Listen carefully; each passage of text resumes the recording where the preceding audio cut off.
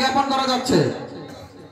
দুরূদ শরীফ পড়েন আল্লাহুম্মা সাল্লি আলা সাইয়্যিদিনা মাওলানা মুহাম্মদ ওয়া আলা আলি সাইয়্যিদিনা মাওলানা মুহাম্মদ। দুরূদ শরীফের দিকে নজর দিবেন।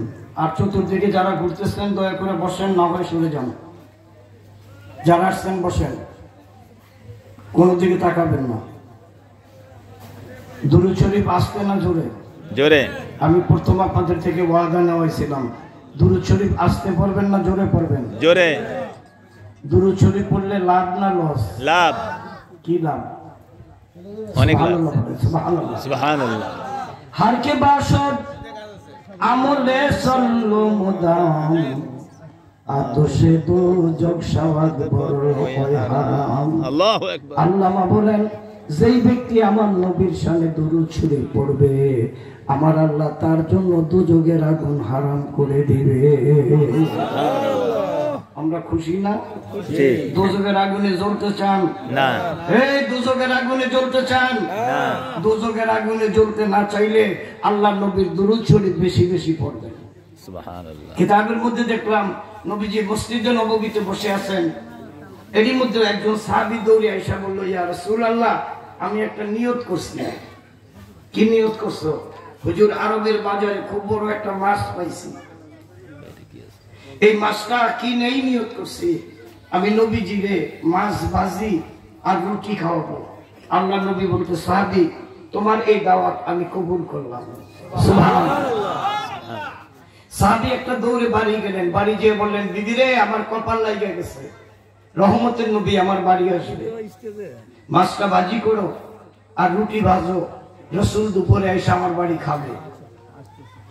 উনি মাছ কুইটা দিয়ে বিবির সাথে সহযোগিতা কইরা উনি নবীর দরবারে বয়ান শুনতে চলে গেলেন। দুপুরের আগে আগে একবার বাড়ি আইসা দেখতেছেন পাকের কি অবস্থা। আইসা দেখেন বিবি চুলার পারে বৈশা বৈশা কান্দে। বিবি, তুমি চুলার পারে বৈশা কান্দো কেন?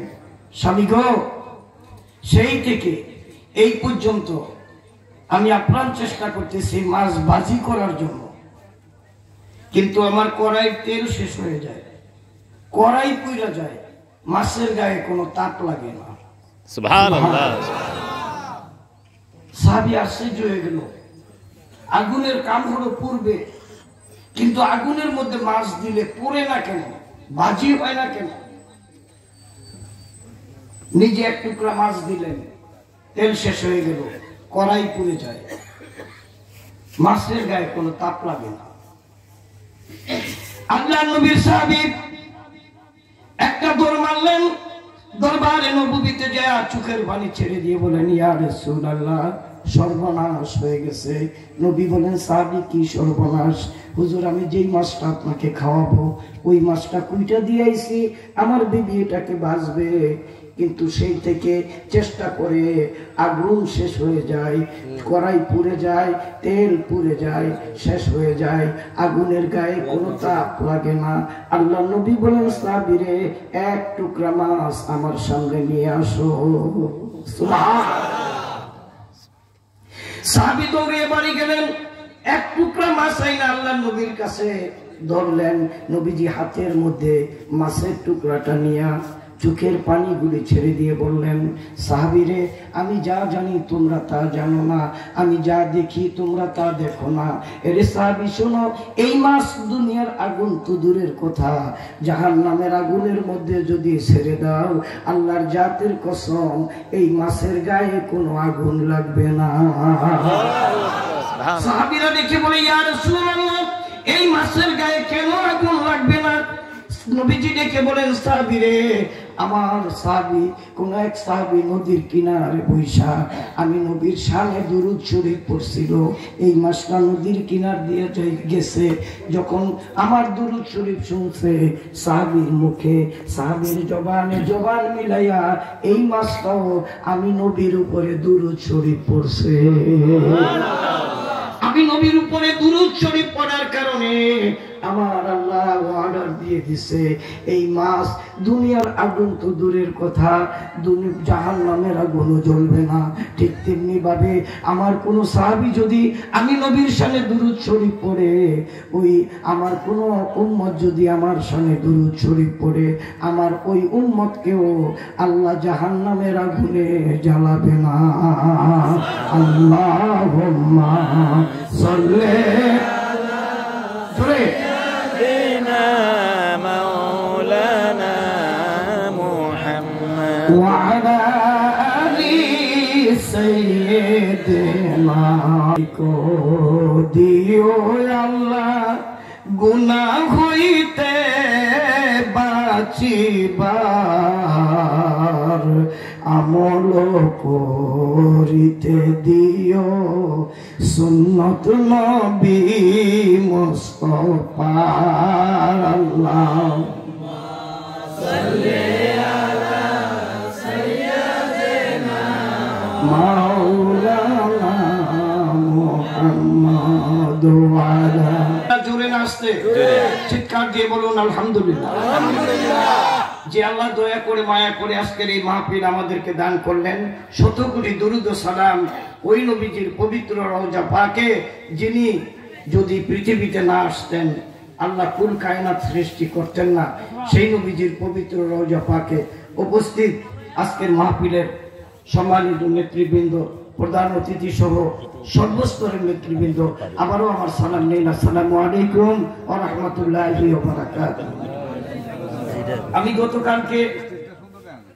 গতকালকে আপনাদের মাঝে যারা ছিলেন তাদের মাঝে আমি বয়ান করছিলাম, লা তা'বুদুনা ইল্লাল্লাহ, আল্লাহ ছাড়া কারো ইবাদত করা যাবে না। জোরে বলতে হবে না। আল্লাহ ছাড়া কারো ইবাদত করা যাবে না। আই মিন আপনি যত আমল করবেন সবচেয়ে বড় আমল হলো নামাজ।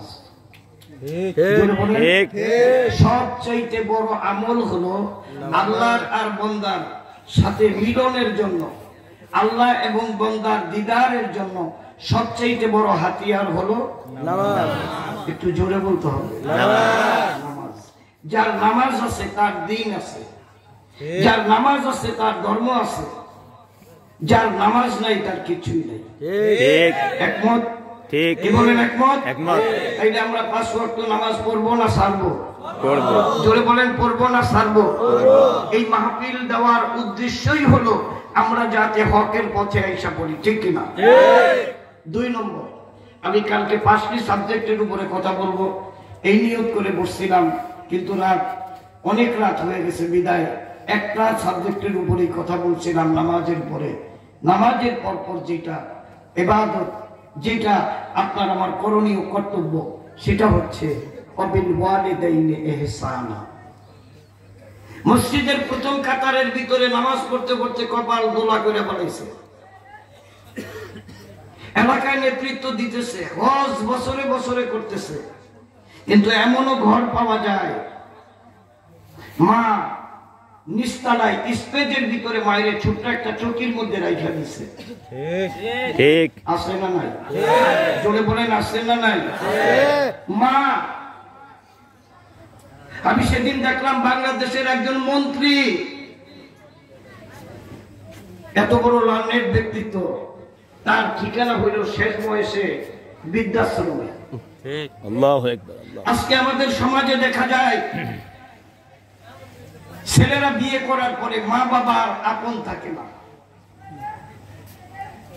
আমি সমাজের সকলকে অনুরোধ করে বলবো, আপনি যদি 1000 বছরও নামাজ পড়েন, একটু আগে বলছিলাম নামাজের গুরুত্ব, এই নামাজ যদি কাবার ঘরের সামনেও পড়েন আর আপনার মা যদি করে কান্না করে, আপনার সকল ইবাদত বিনষ্ট হয়ে যাবে, আপনার কোন ইবাদত আল্লাহর দরবারে কবুল হবে না।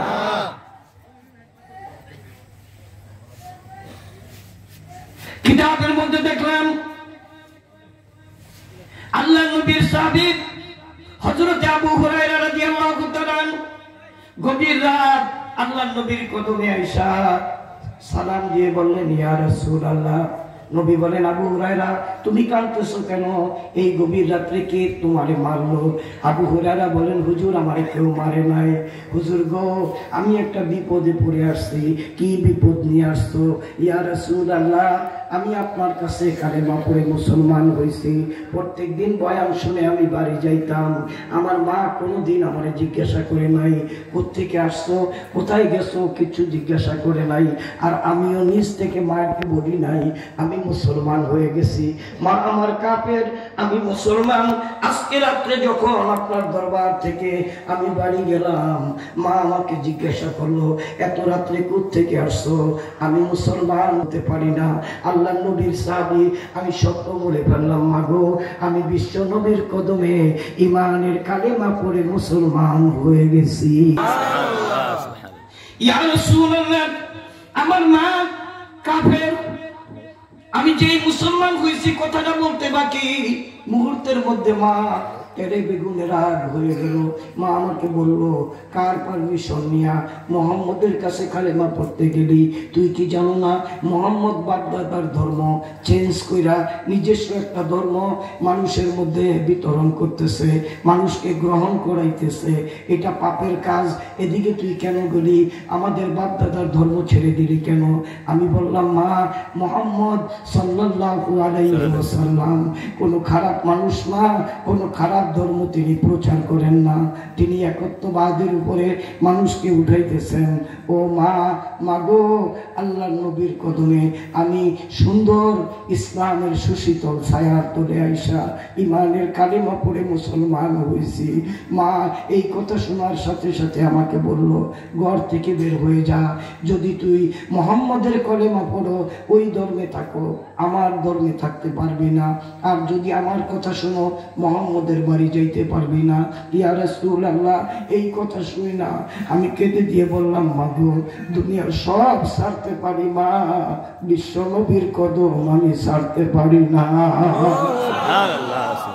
মা আমার কথাটা শুনতে বাকি, মা এই কথা বলতে বাকি। আমি ডাক দিয়ে বললাম, মা সব আমি ছেড়ে দিব। মা বললে, যদি ছেড়েই দিবি ঘর থেকে বের হয়ে যা। আমি বললাম, মা আমি চলে যাব বিশ্ব নবীর দরবারে। আমার এই কথা বলে মা ঘরের দরজাটা লাগিয়ে দিলেন, ধাক্কা দিয়ে ঘর থেকে বের করে দিলেন। আমি পিছন দিকে তাকিয়ে দেখি আমার মায়ের দরজা আমার জন্য বন্ধ। সামনের দিকে তাকিয়ে দেখি আল্লাহ নবীর দরজাটা আমার জন্য খোলা আছে। ইয়া রাসূলুল্লাহ, আমি দৌড়াইতে দৌড়াইতে আপনার কদমে আসছি। নবীজি গো, আমি আপনার কাছে এই নালিশটা দিতে আইলাম। নবীজি ডেকে বলে, এরে আবু হুরায়রা, এমন একটা বিচার নিয়ে তুমি আইছো, দুনিয়ার সব বিচার আমি করতে পারি, মার কোনো বিচার করতে পারি না। আবু হুরায়রা কেঁদে দিয়ে বলে, ইয়া রাসূলুল্লাহ, আমি আমার মায়ের বিরুদ্ধে বিচার চাইতে আসি নাই, আমি আপনার কাছে নালিশটা করলাম এই জন্য আপনি আল্লাহর নবী, আপনার দোয়া আল্লাহর দরবারে কবুল হয়ে যায়। আপনি যদি আমার মার হেদায়েতের জন্য দোয়া করেন, ইয়া রাসূলুল্লাহ, আমার মা যদি মুসলমান হয়ে যায় আমার আর কোনো দুঃখ থাকবে না, বাধা থাকবে না। নবীজি বলেন, আবু হুরায়রা কথাটা উত্তম বলছো, বসো তাইলে আমি দোয়া করি। নবী দোয়া করেন, আল্লাহুম্মা দি উম্মে আবি হুরায়রা, আল্লাহ তুমি আবু হুরায়রার মারে হেদায়েত দিয়ে দাও। কথাটা বলতে বাকি মুহূর্তের মধ্যে আবু হুরায়রা পাশেতে দৌড় মারলো। নবীজির নিয়ম ছিল যে কোনো দোয়া 2-3 বার করতেন, একবার করতে বাকি আবু হুরায়রা দৌড় মারছে। সাহাবীরা দেখতেছে এই গভীর রাত্রে আবু হুরায়রা একা দৌড়ায়। দৌড়ে যা জামা টাইনা ধরলো, ভাই আপনাকে কেউ কি দৌড়াইতেছে নাকি? না। আপনি কোনো বিপদে পইরা দৌড়াইতেছেন? তাও না। তাইলে আপনি কেন এইভাবে দৌড়াইতে দৌড়াইতে কোথায় যাইতেছেন? আবু হুরায়রা বলেন, আল্লাহর রাস্তায় আমার জামাটা ছাইড়া দেন, আমি দৌড়িয়া বাড়ি যাব। তার কারণ একটু আগে আল্লাহর নবী আমার মার ব্যাপারে দোয়া করছে, আমি দৌড়াইয়া দেখতে চাই আমি আগে বাড়ি পুষলাম না আমার নবীর দোয়াটা আমাকে বাড়ি আগে গেছে। আবু হুরায়রা রাদিয়াল্লাহু তাআলা আনহু বলেন, সাহাবীরা ছেড়ে দিল, আমি দৌড়ে গেলাম, ঘরের দরজায় যায় ডাক দিলাম, মা। কি বললো? জোরে কর, মা। মা কয়ে ডাক দিলাম। ভিতর থেকে আওয়াজ আসছে, বাজান আমি আসতেছি। সুবহানাল্লাহ, সুবহানাল্লাহ। যেই মা ঘাট ধাক্কা দিয়ে ঘর থেকে বের করে দিল, যেই মা আমাকে আর ঘরে ঢুকতে দিবে না, নবীর দোয়ার পরে, সুবহানাল্লাহ কইতেন, নবীজির দোয়ার বরকতে আমার মা বলতেছে, বাজান আসতেছি। মা একটু দেরি করলো, দরজাটা খুলে দিল। আমি চেয়ে দেখি আমার বুড়ি মায়ের পাকা চুলের গোড়া বেয়ে বেয়ে পানি পড়ে, কাপড়টা কোনো মতে করে পড়া। আমি কাছে গেলাম, মা তুমি এই রাত্রে গোসল করছো মনে হয়? হ্যাঁ। কেন গোসল করছো? মা চোখের পানি ছেড়ে দিয়ে কয়, কেন আমি কি জানি না, মুসলমান হইতে হইলে আগে গোসল করতে হবে। মা তুমি ইমানের কালেমা পড়বে? মা দেখে বলে ঘরে থাকবো না, চল এক্ষুনি তোরে নিয়ে নবীর দরবারে যায়, আমি ইমানের কালেমা পড়বো। আমি বললাম, মা এত পরিবর্তন, একটু আগে তুই আমারে ধাক্কা দিয়ে বের করে দিলি। হ্যাঁ, তোরে ধাক্কা দিয়ে বের করে দেওয়ার পর তুই যখন চলে গেলি আমার কলিজার ভিতরে আগুন লাগিয়ে গেছে। আমি মনে মনে ভাবলাম, এ কেমন ধর্ম, যেই ধর্মের কারণে আমার যুবক বলা, আমি ধাক্কা দিলাম আমার চোখের দিকেও তাকাইলো না, আমি ধাক্কা দিলাম আমাকে একটা কটু বাক্য করলো না। কিন্তু এত সুন্দর ধর্ম যেহেতু মোহাম্মদ আমার ছেলেরে শিখাইছে, আমার ছেলে আবার যখন ঘুরে বাড়ি আসবে আমি গোসল হইয়া রেডি থাকবো। ছেলেরে ঘরে ঢুকানোর আগে ছেলের হাত ধরে আমি চলে যাব বিশ্ব নবীর দরবারে, আমিও ইমানের কালেমা পড়ে নিব, লা ইলাহা ইল্লাল্লাহু মুহাম্মাদুর রাসূলুল্লাহ, লা ইলাহা ইল্লাল্লাহ, লা ইলাহা জোরে লা ইলাহা ইল্লাল্লাহ মুহাম্মদ রাসূলুল্লাহ, লা ইলাহা ইল্লাল্লাহ, লা ইলাহা ইল্লাল্লাহ জোরে লা ইলাহা ইল্লাল্লাহ মুহাম্মদ রাসূলুল্লাহ। বহু দূরে মদিনা আমরা কেমনে যাব জানি না, দয়া করো দয়াল আল্লাহ, দয়া করে দয়াল আল্লাহ পুরা মনের বাসনা, লা ইলাহা ইল্লাল্লাহ জোরে লা ইলাহা ইল্লাল্লাহ, হকে লা ইলাহা মুহাম্মদ রাসূলুল্লাহ সাল্লাল্লাহু। নবী দোয়া করলেন ইমানের কালেমা পড়ে। আবু হুরায়রা রাদিয়াল্লাহু তাআলা আনহুর মা মুসলমান হয়ে গেল, জোরে বলেন সুবহানাল্লাহ। মায়ের বিচার নবীও করতে পারবে না। মা এমন একটা ব্যাপার, এই জায়গাটা এতটাই সেনসিটিভ, এই জায়গাটা এমনই সম্মানের জায়গা, এখানে আপনার আল্লাহও আপনাকে মাফ করবে না যদি মা বাবার সাথে আপনি বেয়াদবি করেন। ঠিক। আজকে আমাদের সমাজে এই বেয়াদবিটা এতটাই বেশি আকার ধারণ করছে যে বিয়ে করার পরে, সেদিন আমি ফেসবুকে দেখলাম একটা বুড়ি মহিলা, 5 তলা বাড়ি, বাড়িটার সামনে ঘুরতেছে, বাড়ির দিকে তাকাইতেছে, আর কি বলতেছে শুনবেন? দেখতেছি ওই ইয়েতে দেখতেছি, কি যেন ফেসবুকে দেখতেছি, আহারে সন্তান, এই বাড়িতে খাটের জায়গা হলো, কুকুরের জায়গা হলো, কলসির জায়গা হলো, এই বাড়িতে সবের জন্য জায়গা হইলো, কিন্তু আমি মায়ের জায়গা হলো না। আল্লাহ আল্লাহ আল্লাহ, আমার মাকে ঘর থেকে পুত্রবধূ ধাক্কা দিয়ে বের করে দিচ্ছে। যার জ্বালায় যে জলের বন্ধু, যারা এই বিপদে আছে, বুড়া মানুষগুলি তারাই বুঝতে পারে, একটু থেকে একটু বেশি কথা হইলে, একটুর থেকে একটু বেশি কথা হইলেই বাবাকে ধমক দেয়, মাকে ধমক দেয়, ঠিক কিনা? অথচ তুমি কত কথা বলছো। একটা বইয়ের মধ্যে সেদিন পড়তে যেয়ে দেখলাম, আরিফ আজাদের একটা বই, মা মা মা এরপরে বাবা। বইটা দেখে 3 বার মা, 1 বার বাবা। দেখি বইটাই কি, দেখি এটার মধ্যে অনেকগুলি বাবা মার খেদমতের উপরে লেখা একটা বই। ওই বইটার একটা জায়গায় দেখলাম, ছেলে কে বড় কষ্ট করে বাবা মানুষ করলো, একদিন জিজ্ঞাসা করে, বাবা তুমি আমারে কেমন ভালোবাসো? কয়, আব্বু তোমার জন্য জীবন দিয়ে দিব। একদিন বাবা পরীক্ষা করার জন্য বলল, বাবা আমি কিছু আপেল খাইতে মন চাই, আমি কিছু আপেল খাইতে মন চাই। ছেলে এক ঝুড়ি আপেল নিয়ে আসলো। বাবা বলতেছে, আমি এখানে খাবো না। ওই খাইবা? ওই যে পাহাড় দেখো, পাহাড়ের উপরে খাবো। বাবাকে ধৈরা ধৈরা পাহাড়ের উপরে নিয়ে গেছে, নিয়ে বাবার সামনে আপেল রাখছে। বাবা আপেলের ঝুড়িটা ছাইরা দিছে পাহাড়ের নিচে, সব আপেলগুলি গড়িয়ে গড়িয়ে পড়ছে। আব্দুর রহমান, জি আব্বু, আপেলগুলি নিচে থেকে কুড়াই আনো। আব্বু আপেল দিলাম তোমারে, তুমি পালিয়ে দিলা কেন? কেন না, কুড়াই আনো। 2-3 বার করার পরে বাবাকে পাহাড়ের উপরে রাইখা আব্দুর রহমান চলে যাইতেছে। কিরে, তুই না আমার জন্য জীবন দিবি? তুই না আমার জন্য জীবন দিবি? সামান্য 3-4 বার আমি আপেল নিচে বানাইলাম, করে দিবি, এতেই তুই কষ্ট পাইলি? ছোটকালে তুই কত হাজার কষ্ট আমারে দিছো। আমি আপেল দিছি, তুই ছুঁড়ে মারছো, আবার তোমারে খাওয়াইছি, এরপরে তুমি খাও নাই, আবার পালাইছো। শতবার পালানোর পরও তোমারে কোলের মধ্যে লয়ে কইছি, আব্বু একটু আপেল তুমি খাইলে আমি বাবা শান্তি পাবো। আজকে আমি বাবার জন্য তোমার এই সময়টুকু হয় না, এই কষ্ট সহ্য হয় না। ছেলের নাম, ছোট্ট একটা বাচ্চার নাম শাহিন। কি নাম? শাহিন। ছোট্ট বাচ্চা। এই বাচ্চা দেখতেছে 2 তলা 3 তলা 4 তলা 5 তলা বাড়ি, উপরগুলি সব ভাড়া দিছে। 2 তলার ভিতরে মা বাবা থাকে, আর দাদু বৃদ্ধা মহিলা ওনাদের নিচতলায় স্টেজের পাশে ছোট্ট একটা চৌকি কইরা দিছে। এটার মধ্যে দাদু থাকে, আর একটা বাসনের মধ্যে প্রত্যেকদিন নিজেরা খাইয়া, 2 তলার মধ্যে ডাইনিং এ খাইয়া ভাঙা মাছ, ভাঙা গোস্ত, একটু ডাল দিয়ে বুড়ির জন্য কাজের মেয়ের কাছে পাঠিয়ে দেয়। এমন আছে না নাই? জোরে কন্যা আছে না নাই? কাজের মেয়ের জন্য পাঠিয়ে দেয়।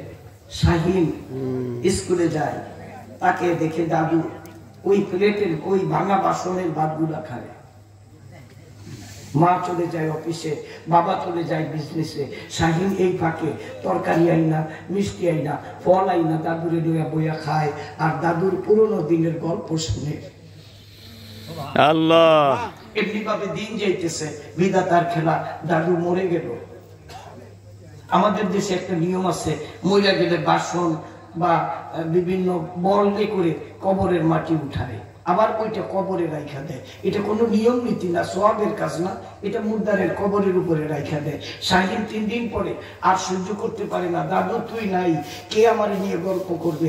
এগুলা বলতে বলতে কাঁদতে কাঁদতে দাদুর কবরের সামনে যায়া দোয়া যা পারে তা করতেছে আর কাঁদতেছে। হঠাৎ করে নজর করে দেখে বাসন। বাসন বোঝেন তো, শান্তি। শান্তিটা দেয় যে দাদুর কবরের মাথার কাছে। আস্তে করে শান্তিটা নিয়ে বাসায় এটা ধুইয়া নিজের বালিশের নিচে রেখে দিছে। আমার দাদু এই বাসনে কইরে তো খানা খাইতো, এটা রেখে দিছে বাসনটা নিচে। 3-4 দিন পরে মা বিছনা যাতে আইসা বলতেছে, শাহিন এই বাসন কই পাইলি? কয়, মা এটা আমার দাদুর বাসন। আরে তোর দাদু তো মারা গেছে, মরা মানুষের এটা আনলি কেন? শাহিন উত্তর দেয়, মা মরা মানুষের দানি নাই, এটা আমার দাদুর বাসনটা নিয়েছি, স্মৃতি হিসাবে দাদুর কথা মনে উঠলে আমি এই বাসনটার দিকে তাকাবো। মা ডাক দিয়ে বলতেছে, এখন এই বাসন কবরে রেখে আয়। শাহিন বাসনটারে বুকের মধ্যে চাইপা ধরছে। আমার জীবন যাবে, এই বাসন আমি কোথাও যেতে দেব না, বাসন ভাঙতে দিব না। শাহিনের মা রাগ করে ঘাড়ে ধরে বলতেছে, এই বাসন পালিয়ে দে। আমি বাসন পালাবো না। কেন পালাবি না? শাহিন 2 চোখের পানি ছেড়ে দিয়ে বলে, না ও না, আমার বুঝবার পরের থেকে আমি দেখছি তোরা এই বাসনে কইরা তুই আমার দাদুরে বাদ দিছো। আমি এই জন্য বাসনটা নিয়ে আইছি, যত্ন করে এটা রাইখা দিমু। তুই যেদিন দাদুর মতো বুড়ি হবি, তোরে আমি এই বাসনে খাবার দিমু। আল্লাহু আকবার, আল্লাহ। আজকে পর্দার আড়ালের মা বোনদেরকে বলবো, বাগো আপনি আপনার শ্বশুর শাশুড়ির সাথে যেমন ব্যবহার করবেন, আপনি যেদিন শাশুড়ি হবেন আপনার সাথেও ঠিক তেমনি ব্যবহার করবে, ঠিক কিনা?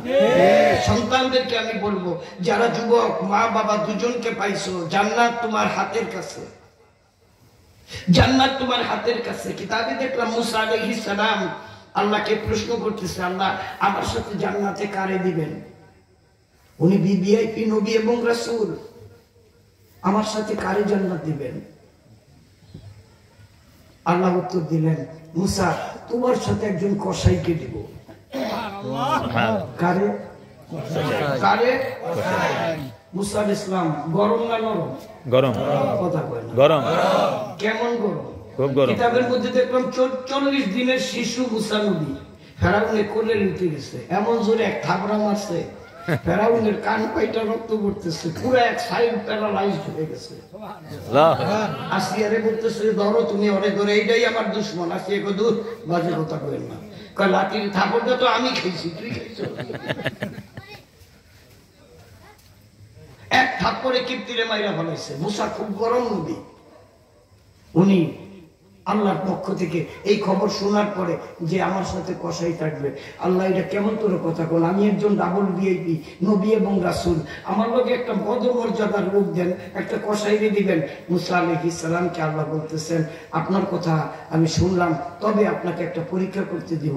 আপনি মুসা যান ওই মিশরের কসাইখানায়, আগামী দিন সকালবেলা একটা আলী নামে দোকান আছে, আলীর দোকান গোস্তের দোকান, ওই আলী গোস্ত বিক্রি করবে সকাল থেকে রাত পর্যন্ত, ওর পিছনে পিছনে ফলো করবেন ও কি করে।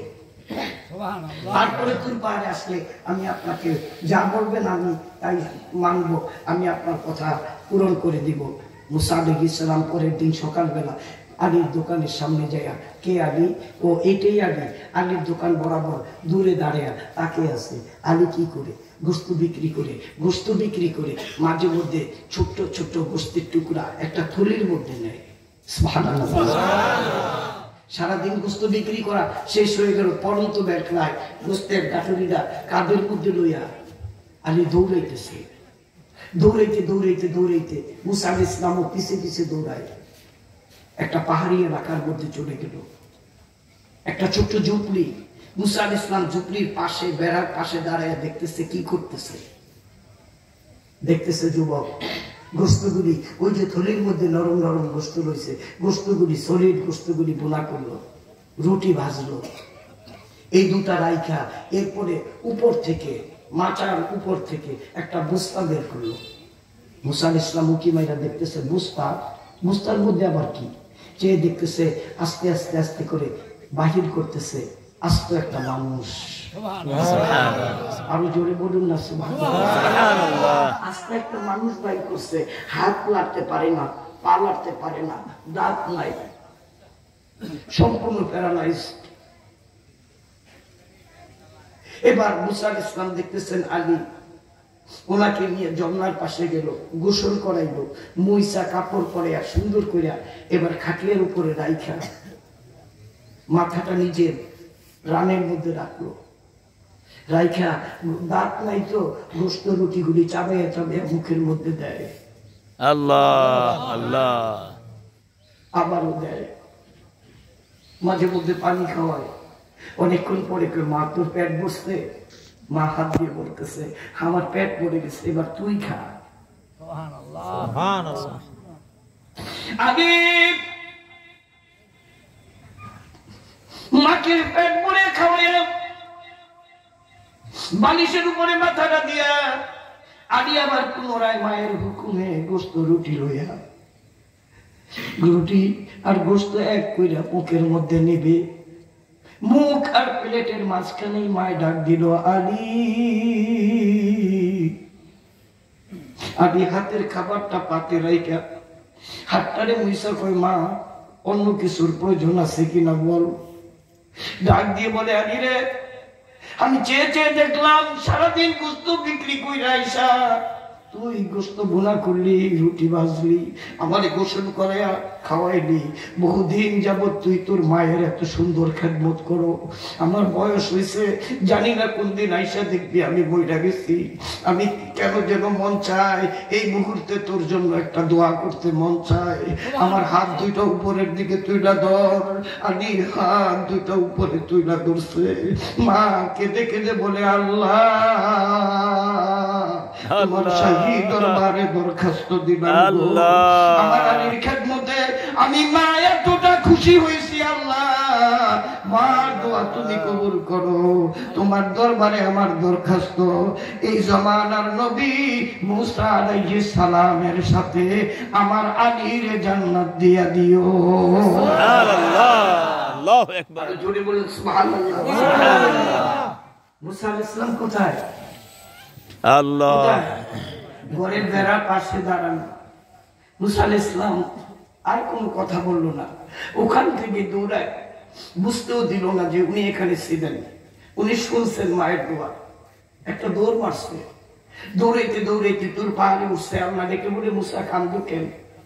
মুসা আলাইহিস সালাম বলেন, মালিক রে, গতকালকে বলছিলাম আমার সাথে কসাইরে কিভাবে জান্নাতে দিলা, ও একটা কসাই। আর আজকে যে দৃশ্য দেখলাম, আমি নবী হয়ে তোমার দরবারে দরখাস্ত দিলাম, আমাকে তুমি জান্নাত দিবা। আমি আমার জান্নাতে ওই আলীকে ছাড়া ঢুকবো না। সুবহানাল্লাহ। মায়ের খেদমত দরকার আছে না নাই? তাই আল্লাহ কোরআন শরীফে বলেন, বিসমিল্লাহির রাহমানির রাহিম ওয়া বিল ওয়ালিদাইনি ইহসানা। মা বাবার প্রতি তোমরা ইহসান করো, মা বাবাকে ভালোবাসো। মা বাবাকে ভালোবাসলে পরে তোমার দরজা ক্লিয়ার হয়ে যাবে। আমার ভাইরা, মা এমন একটা বস্তু যার সাথে পৃথিবীর কারো কোনো তুলনা নাই। দুনিয়ার সব মানুষের ভালোবাসা ব্রেনে, আপনার বিবির ভালোবাসা ব্রেনে, দুনিয়ার সব মানুষের ভালোবাসা থাকে ব্রেনে, মায়ের ভালোবাসা থাকে কলিজায়। আরেকটু জোরে করুন না। মার ভালোবাসা কলিজায় থাকে। আরেক তাদের মধ্যে দেখলাম মুসা আলাইহিস সালাম ওই আল্লাহকে জিজ্ঞাসা করছিলেন, আল্লাহ তুমি তোমার বান্দাকে কেমন ভালোবাসো? আল্লাহ বললেন, মুসা এই ভালোবাসা দেখতে চাও না শুনতে চাও? আল্লাহ, ভালোবাসা কি দেখা যায়? আমি আল্লাহ যদি দেখাই, সুবহানাল্লাহ বলেন, আপনি দেখাইলে সম্ভব। মুসা আলাইহিস সালামকে আল্লাহ বললেন, আগামী দিন তুর পাহাড়ে আসার সময় এই যে সাইডের যে পাহাড়টা তুর পাহাড়ের সাথে, এই ছোট্ট পাহাড়ের উপরে উঠা, এরপরে আমার সাথে সাক্ষাৎ করো, আমি তোমার দেখিয়ে দিব আমার ভালোবাসা বন্দার প্রতি কেমন ভালোবাসা। মুসা আলাইহিস সালাম পরের দিন পাহাড়ের মধ্যে উঠলো, ওই ছোট্ট পাহাড়টার মধ্যে উঠলো, ওইটা দেখতেছে একটা যুবক হাতের ভিতরে একটা কলিজা। কি? একটা মানুষের কলিজা, চটচট করে রক্ত পড়তেছে। আর ছেলেটাই কলিজার মধ্যে জিহ্বা দিয়া চাইটা চাইটা বাড়িগুলি সরাইতেছে, জিহ্বা পরিষ্কার করতেছে, আর মাঝে মধ্যে চুমু খায় আর হাউমাউ করে কান্দে। মুসা আলাইহিস সালাম কাছে যেয়ে বলে, যুবক তোমার হাতের ভিতরে কলিজা, অবশ্যই এটা মানুষের কলিজা দেখা যায়। হ্যাঁ, এটা কার কলিজা? কয় আমার মার কলিজা। কার কলিজা? এটা আমার মার কলিজা। তোমার মারে কে খুন করছে? যুবক চোখের পানি ছেড়ে দিয়ে বলেন, নবী গো, আমার মাকে আর কেউ জবা করে নাই, আমি হতভাগা, আমি আমার মায়ের জবা করছি। এই কলিজা কি করবা? এই কলিজা কই পাইলা? মাকে আমি জব করছি কেন হুজুর? আমি ওই যে পাহাড়টা দেখেন, ওই পাহাড়ের মধ্যে একটা মেয়ে আমার সাথে প্রেম করছে, আমিও প্রেম করছি। মেয়ে শর্ত দিছে, আমার মা আর কলিজা যদি নিয়ে দিতে পারি, ওই মেয়েটা আমারে বিয়ে করব। আমি প্রেমে অন্ধ হয়ে বাড়ি গেলাম, বাড়ি যেয়ে দেখি আমার মা ঘুমিয়ে রয়েছে। এই সুযোগে দাঁড়ানো ছুরি দিয়ে আমার মাকে আমি জবা করছি। বুকটা ফাইরা এই চায়া দেখে এটা আমার মার কলিজা নিয়া প্রেমিকার বাড়ির দিকে রওনা দিছি। কিন্তু হুজুর গো, আমার কান্নার কারণ একটু শুনেন। কি কেন তুমি কাঁদতেছো? হুজুর, যেই মারে নিজ হাতে জবা করলাম, বুক পাইরা কলিজা বাইর করলাম, এই কলিজাটা লইয়া প্রেমিকার বাড়িতে রওনা দিলাম। এখন কান্নার কারণ হুজুর, আমি এই পাহাড়ে উঠার সময় এই পাথরটার সাথে কাটা পাথরের লগে হোঁচট খাইয়া পইরা গেছি। আমি যেই পইরা যাইয়া মাগো কইয়া উঠছি, সন্তান ব্যথা পাইলে মাগো বাবা গো কয়, ঠিক কিনা? আমি যখন মাগো কইয়া উঠছি, খোদার কসম করে বলি নবী গো, আমি স্পষ্ট শুনতে পাইলাম আমার হাতের থেকে কলিজাটা পড়ে গেছে। ওই কলিজার ভিতর থেকে আওয়াজ আইছে, বাবা তুমি ব্যথা পাইছো নি? হুজুর, আমি আশ্চর্য হয়ে গেলাম। যেই মায়ের আমি নিজে জমা করলাম, মার কলিজা বের করলাম। এত অত্যাচার করার পরেও আমার মায়ের কলিজার থেকে আমার জন্য এতটুকু ভালোবাসা কমে নাই। আমার প্রাণের বাইরে মুসা নবী বলে, তোর মতো এত বড় পাপী, এই পাপীর সামনে আমি থাকলে আমিও হালাক হয়ে যাব। মুসা দৌড়াইতে দৌড়াইতে তুর পাহাড়ে উঠলো। তুর পাহাড়ে যায়া এবার মুসা নবী হাউমাউ করে কান্দে। আল্লাহ ডেকে বলেন, মুসা কি দেখলা? আল্লাহ, এমন ঘটনা কোনোদিন দেখবো বলে আমি জানি না, এমন একটা খারাপ ঘটনা দেখলাম। ওই মায়ের কলিজার থেকে সন্তানের ভালোবাসা এত অত্যাচারের পরেও কেমনি কম না হয়। আমার আল্লাহ ডাক দিয়ে কই, মুসা রে, এটাই তোমাকে বাস্তব দেখাইলাম। আমার বান্দা কোটি কোটি গুনাহ করার পরেও, জুলুম করার পরেও আমার বান্দা আর আমার থেকে তিল পরিমাণ ভালোবাসা কমে যায় না। লা ইলাহা ইল্লাল্লাহ, জুরে লা ইলাহা ইল্লাল্লাহ, জোরে লা ইলাহা ইল্লাল্লাহ, লা ইলাহা ইল্লাল্লাহ, লা ইলাহা ইল্লাল্লাহ, লা মুহাম্মাদুর রাসূলুল্লাহ। আল্লাহ ছাড়া মাবুদ নাই, রাসূল বিনে উপায় নাই। সেই রাসূলকে পাইতে হইলে ওলি আল্লাহর দোয়া চাই। লা ইলাহা ইল্লাল্লাহ, লা ইলাহা ইল্লাল্লাহ, লা ইলাহা ইল্লাল্লাহ, লা ইলাহা ইল্লাল্লাহ, লা ইলাহা ইল্লাল্লাহ, মুহাম্মাদুর রাসূলুল্লাহ সাল্লাল্লাহু আলাইহি। জোরে বলুন সাল্লাল্লাহু আলাইহি। আমরা বাবা মার খেদমত চাই কি চাই না? চাই। আমি প্রায় মাহফিলে বলে থাকি, আল্লাহর ইবাদত বলেন। আল্লাহর ইবাদত কি? আল্লাহর ইবাদত, আল্লাহর ইবাদত, নবীজির মহব্বত, নবীজির মহব্বত, মা বাবার খেদমত, মা বাবার খিদমত, ওলি আল্লাহর সোহবত। ওলির সোহবত। এই চারটা জিনিস যার থাকবে তার জন্য আল্লাহর জান্নাতে যেতে কোনো বাধা থাকবে না। যদি বলেন থাকবে না, আমার মায়ের পায়ের নিচে আমার জান্নাত। আমি সেদিন সিলেটে মাহফিল করতে যাই, বললাম যে আমার কাছে দুটা তাবিজ আছে, যদি কেউ নিতে চাও তোমার সব দুঃখ দূর হবে।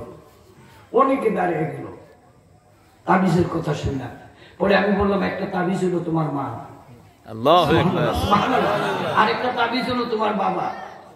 আজকে যদি এই মুহূর্তে তুমি তোমার বাবা মাকে রাজি করাইতে পারো, আর এরপরে যদি তুমি দোয়া করো, আল্লাহ আমার মায়ের খেদমতের বিনিময়ে তুই আমার কিছু দে, তোমার কঠিন রোগ ভালো হয়ে যাবে, তোমার বিদেশ কনফার্ম হয়ে যাবে, তোমার ব্যবসা বাণিজ্যে বরকত হবে। আর যদি বাবা মাকে কষ্ট দাও, খোদার কসম তোমার লড়ার দশা জীবনেও ছাড়বে না। ঠিক কিনা? ঠিক কিনা? আমরা বাবা মার খেদমত করতে চাই কি চাই না? বাবা মার খেদমত করাটা ফরজ। সুবহানাল্লাহ বলে। এখন মা নাই, বাবা নাই, মাসুম ভাই চাইলে আমরা কিভাবে খেদমত করব? আল্লাহ নিজে বইলা দিতেছে, তোর বাপ মা নাই, চিন্তা করিস না, খেদমতের সিস্টেম আমি আল্লাহ চালু করে দিলাম। বিসমিল্লাহির রাহমানির রাহিম, রব্বিরহামহুমা কামা রব্বায়ানি সগীরা, রব্বিরহামহুমা কামা রব্বায়ানি সগীরা। আপনি দোয়া করবেন। হাদিস শরীফে দেখলাম, মানজার কাবরান বিওয়ালিদাই মিন কুল্লি ইয়াউমিন জুমআ গুফিরা লাহু মিন যামবি। যেই ব্যক্তি মা আর বাবার জন্য প্রতি শুক্রবার তাদের কবর জিয়ারত করবে, সুবহানাল্লাহ সুবহানাল্লাহ সুবহানাল্লাহ, মা আর বাবার কবর জিয়ারত করবে, গত এক সপ্তাহ পর্যন্ত যত গুনাহ করছেন গুফিরা লাহু মিন যামবি, আল্লাহ তার সব গুনাহ মাফ করে দিবে। সুবহানাল্লাহ। সাধারণ জিনিস নয়। মা বাবার মতো এত বড় বন্ধু, এত বড় বান্ধব, এত বড় সম্মানের অধিকারী পৃথিবীতে কেউ নাই। শ্বশুর আসলে কালিয়া কোপ্তা বিরিয়ানি খাওয়ানো 1000 বার জায়েজ আছে, কিন্তু বাপেরে মায়েরে না খাওয়াইয়া হেগরে খাওয়াইলেই খাওয়ান হারাম হয়ে যাবে।